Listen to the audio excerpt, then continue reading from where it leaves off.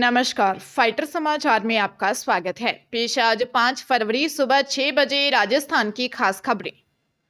धौलपुर में परिवहन निरीक्षकों को पुलिस की ओर से अवैध तरीके से हिरासत में लेने के मामले में बवाल मच गया है। इसे लेकर प्रदेश भर में परिवहन निरीक्षकों ने हड़ताल कर दी है। परिवहन निरीक्षक संघ की ओर से एसपी सुमित मेरडा के खिलाफ कार्रवाई की मांग की जा रही है। इधर पुलिस मुख्यालय भी मामले को सुलझाने में लगा है। भरतपुर एएसपी की ओर से मामले की जांच की जा रही है। राजस्व से जुड़े परिवहन विभाग में परिवहन निरीक्षकों की हड़ताल ने विभाग के अधिकारियों की टेंशन बढ़ा दी है। वित्तीय वर्ष खत्म होने से पहले अगर यह हड़ताल जल्दी खत्म नहीं हुई तो विभाग को राजस्व का बड़ा नुकसान उठाना पड़ेगा। परिवहन निरीक्षक संघ के अध्यक्ष राजेश चौधरी ने बताया कि यह घटना परिवहन विभाग के कार्यों में बाधा उत्पन्न करने की तथा निरीक्षकों को भयाक्रांत किए जाने सोचे समझे साजिश है। उन्होंने कहा कि जब तक उनकी मांग नहीं मानी जाएगी तब तक परिवहन निरीक्षकों की हड़ताल जारी रहेगी। अलवर एससी/एसटी न्यायालय की न्यायाधीश अनीता सिंघल ने राजगढ़ थाना क्षेत्र में वर्ष 2021 में हुए संपतराम हत्या मामले में फैसला सुनाते हुए आरोपी शाहरुख उर्फ गट्टू को आजीवन कारावास की सजा सुनाई है। न्यायालय ने आरोपी को 1.5 लाख रुपए के आर्थिक दंड से भी दंडित किया है। सरकारी अधिवक्ता योगेंद्र सिंह खटाना ने बताया कि राजगढ़ के छिल्लोड़ी गांव निवासी शाहरुख 26 सितंबर 2021 को संपतराम को अपनी बाइक पर बैठाकर खेत पर लेकर गया। दोनों के बीच वहां किसी बात पर कहासुनी हो गई। विवाद के दौरान शाहरुख ने संपतराम की हत्या कर दी। संपतराम के पुत्र किशन सहाय को उसके पिता की हत्या की जानकारी मिलने पर पुलिस को मामले की लिखित शिकायत दी। पुलिस ने शाहरुख को गिरफ्तार कर कोर्ट में चालान पेश किया। न्यायालय ने मामले की सुनवाई 3 साल तक चली। दौसा जिले में डंपर और ट्रेलर की भिड़ंत में एक कार चपेट में आ गई। कार सवार मां बेटे दुर्घटना के शिकार हो गए। बेटे की मौत हो गई जबकि महिला का इलाज चल रहा है। घटना जयपुर आगरा नेशनल हाईवे पर खैरवाल मोड़ के पास की है। एएसआई पगड़ी राम ने बताया कि सदर थाना इलाके में खैरवाड़ा मोड़ के पास हुए हादसे में ट्रेलर और डंपर के बीच कार फंस गई थी, जिसे काफी देर की मशक्कत के बाद अलग किया गया। घायलों को इलाज के लिए जिला अस्पताल पहुंचाया। इलाज के दौरान भरतपुर निवासी 37 वर्षीय मनोज शर्मा ने दम तोड़ दिया। मनोज की मां ओमवती को मामूली चोट आई थी, जिसका प्राथमिक इलाज किया गया। पुलिस ने हाईवे से क्षतिग्रस्त वाहनों को हटवा कर यातायात सुचारू करवाया। पुलिस मामले की जांच कर रही है। जोधपुर में व्यक्ति ने सोने के बिस्किट देने के नाम पर नकली बिस्किट थमाकर 35 लाख रुपए ठग लिए। सुनील माहेश्वरी निवासी आडा बाजार ने थाना सदर में रिपोर्ट दी कि वे ज्वेलरी का काम करते हैं। उनका मसूरिया में बाबा रामदेव मंदिर के पास रहने वाले ज्वेलर्स मनोज सोनी से संपर्क है। सितंबर 2024 में उनके पास एक अनजान नंबर से फोन आया, जिसने अपना नाम धनराज सोनी बताया और कहा कि आपके नंबर मनोज सोनी निवासी जोधपुर ने दिए हैं और सस्ते भाव में सोना देने का बोला। उन्होंने सैंपल दिखाने को कहा तो सितंबर के अंतिम सप्ताह में व्यक्ति ने उसे सोने का 100 ग्राम असली बिस्किट दिखाया।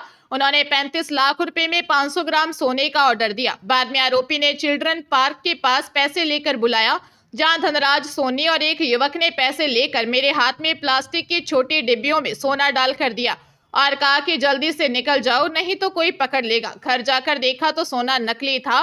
पुलिस मामले की जांच कर रही है।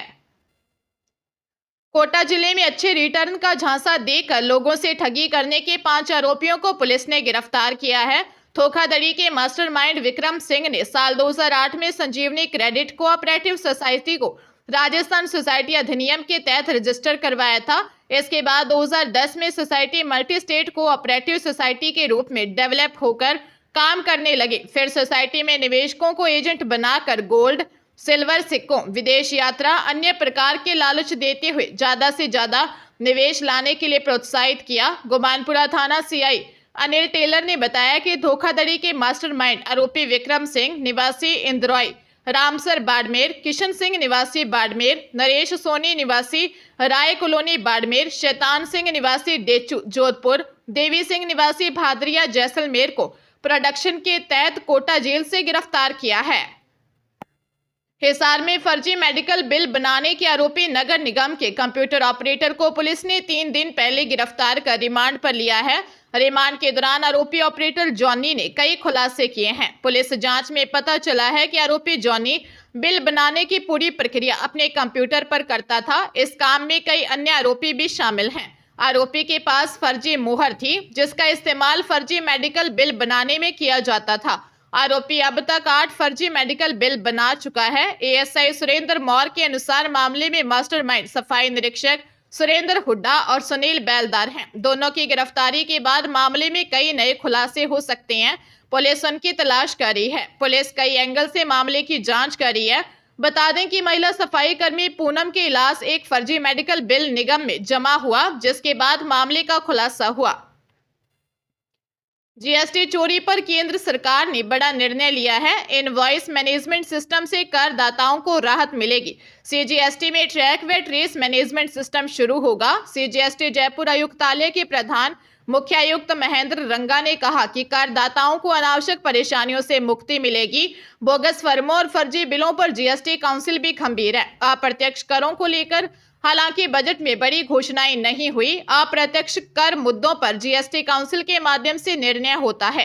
केंद्र और राज्य सरकारों के प्रतिनिधि संयुक्त रूप से निर्णय करते हैं। अप्रत्यक्ष करों के प्रबंधन के लिए सामूहिक प्रयास हो रहे हैं। एसोचैम की बजट संगोष्ठी को रंगा ने मुख्य अतिथि के रूप में संबोधित किया। संगोष्ठी में एसोचैम के विभिन्न इकाइयों के अध्यक्ष और संयोजकों सहित कई औद्योगिक और व्यावसायिक संगठनों के प्रतिनिधियों ने भी केंद्रीय बजट पर अपने विचार रखे। जोधपुर के बेलवा क्षेत्र के खुड़ियाला थाना गांव में युवक और उसके साथियों की महाराष्ट्र के नंदुरबार में चेन्नई जोधपुर एक्सप्रेस ट्रेन में सीट को लेकर कहासुनी हो गई। बदमाशों ने उन पर हमला कर दिया, जिससे सुमेर सिंह की मौत हो गई और पर्वत सिंह घायल है। मुंबई में प्रवासी राजस्थानियों ने आरोपियों की गिरफ्तारी की मांग को लेकर प्रदर्शन किया। सूचना मिलते ही केंद्रीय मंत्री गजेंद्र सिंह शेखावत व शेरगढ़ विधायक बाबू सिंह राठौर ने महाराष्ट्र के स्थानीय प्रशासन व जनप्रतिनिधियों से बातचीत की और पीड़ित परिवार के लिए हर संभव मदद का आश्वासन दिया। चेन्नई में मिठाई का काम करने वाले सुमेर सिंह अपने 3 भाइयों के साथ चेन्नई जोधपुर एक्सप्रेस से जोधपुर लौट रहे थे। ट्रेन में उनकी एक अन्य युवक के साथ सीट को लेकर कहासुनी हो गई, जिसके बाद नंदुरबार स्टेशन पर बदमाशों ने सुमेर सिंह पर हमला कर दिया। सुमेर ने उपचार के दौरान दम तोड़ दिया। बता दें कि मृतक की 20 फरवरी को शादी होनी थी। बूंदी पुलिस ने अंतर्राज्यीय साइबर ठगी के बड़े मामले का खुलासा करते हुए 2 आरोपियों को गिरफ्तार किया है। आरोपियों ने जीएसटी और इनकम टैक्स में बचत कराने और सिविल स्कोर बेहतर करने का झांसा देकर लोगों से बैंक खातों की जानकारी और ऑपरेटिंग दस्तावेज हासिल किए। इसके बाद विभिन्न खातों में करीब 4 करोड़ रुपए का अवैध लेन देन किया। पुलिस ने कार्रवाई करते हुए आरोपी शुभम नायक और पारस वैष्णव को गिरफ्तार किया। आरोपियों से 2 मोबाइल फोन, 1 बैंक पासबुक और ठगी के पैसों में से कमीशन के रूप में मिले 9,500 रुपये बरामद किए हैं। जांच में सामने आया है कि यह गिरोह राजस्थान के अलावा दिल्ली, उत्तर प्रदेश, मध्य प्रदेश, आंध्र प्रदेश, कर्नाटक, छत्तीसगढ़, महाराष्ट्र, पश्चिम बंगाल, तेलंगाना, गुजरात, ओडिशा, तमिलनाडु और झारखंड में सक्रिय था। पुलिस के अनुसार गिरोह के अन्य सदस्यों की तलाश जारी है। बीकानेर जिले के नोखा थाना क्षेत्र में एक 14 वर्षीय नाबालिग लड़की के साथ उसके बुआ के बेटे ने दुष्कर्म किया। घटना 28 दिसंबर 2024 की है। बच्ची के पिता ने पुलिस को दी शिकायत में बताया कि उसकी बेटी घटना वाले दिन घर पर अकेली थी। आरोपी ने लड़की को अपने जीजा से मिलवाने के बहाने जोधपुर ले जाने की बात कही। वह उसे फुसलाकर जोधपुर ले गया। आरोपी ने पीड़िता को एक कमरे में बंद कर दिया और जान से मारने की धमकी देकर दुष्कर्म किया। इसके बाद आरोपी ने बच्ची को धमकी दी कि अगर किसी को इस बारे में बताया तो उसे और उसके परिवार को जान से मार देगा। अगले दिन पीड़िता के पिता और जोधपुर पहुंचे और उसे नोखा ले आए।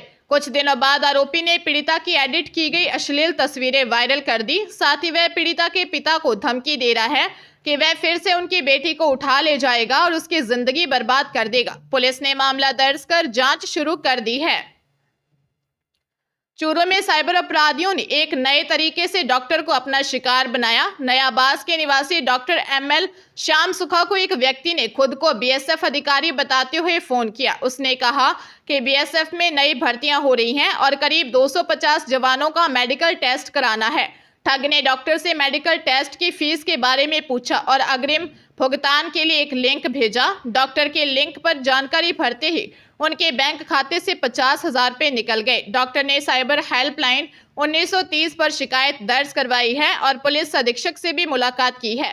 मामला साइबर अपराधियों द्वारा अपनाए जा रहे नए तरीकों का एक उदाहरण है, जिसमें वे सरकारी अधिकारी बनकर लोगों को ठगी का शिकार बना रहे हैं।